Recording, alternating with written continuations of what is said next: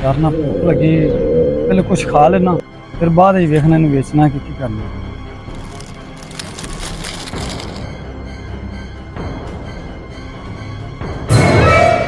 वाह इरफान, मंगन वाला काम छड़ दिता ही। हाँ जी भाई बिलाल, मंगन वाला काम छाड़ता है, हुण मैं अपनी मेहनत कर रहा हूँ। एक निम्को दे दे मैनू। हेलो बिलाल भाई। बहुत शुक्रिया। बिलाल भाई, हाँ जी, बिलाल भी तुझे 50 रुपये दिता है कि निम्को ले बकाया पैसे तो लै नहीं तुझे जा रहे थे। कोई मसला नहीं यार, ये पैसे तू रख लै। तू इन्नी मेहनत कर रहा है, बस इवें ही मेहनत करता रवी, तेन भीख मंगन की जरूरत नहीं पवेगी।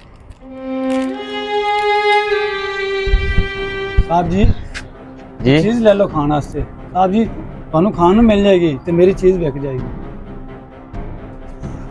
भाई 100 रुपए की सारी शय मिक्स दे दे यार। लो साहब जी, अल्लाह भला करे। 5 साल बाद भाई एक सेफगार्ड साबुन दे।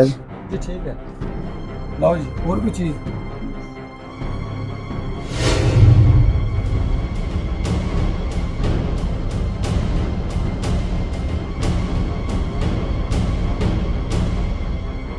ठीक भाई यार ना दुकान आ गई, कुछ चीज खा भी ना लइए। देख लो ललन ने जी भाई भाई 2 बोतल दे दो ते लेस दे दो, 60 वाले लेस दे देना। हाँ जी एक स्प्राइट मिंट दे दो, एक कोक हाफ लीटर दे दो। ठीक है, बैठो भाई मैं ला हाफ के लीटर भी दे दो। लो भाई।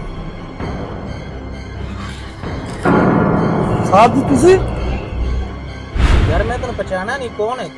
साहब जी मैं वही हाँ जिंदी तुसी कोई साल पहले मदद की सी ते मैंने बहुत सारी चीज़ां दित्तियां सन, मैंने भुख लगी सी।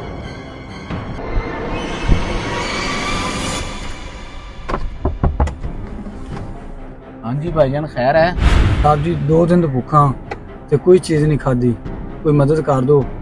अच्छा तो 2 दिन तो भुखे हैं, 1 मिनट रुक तेन मैं देना खाना वास्ते। ऐ ले इंदे नाल तेरी भुख ले जाएगी। साहब जी ये सारा मेरे वास्ते? हाँ हाँ तेरे वास्ते, 1 मिनट रुक के एक और चीज देनी तेन। ऐ ले यार, ऐ भी रख ले। साहब जी ये सारा मेरे वास्ते है, मेरे को तो सारा खादा भी नहीं जाता। हाँ हाँ ये सारा कुछ तेरे वास्ते है, जेड़ा खाना वे खा लवी ते बाकी बेच लवी। ठीक है साहब।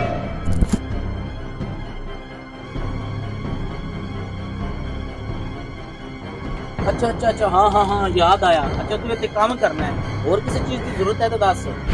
नहीं साहब जी मैंने हूँ कुछ भी नहीं चाहिए, बल्कि मैं थोड़ा शुक्रिया अदा करना कि तुसी मैंने मेहनत करने वाला रास्ता विखाया कि अज मैं इस दुकान का मालिक बन गया।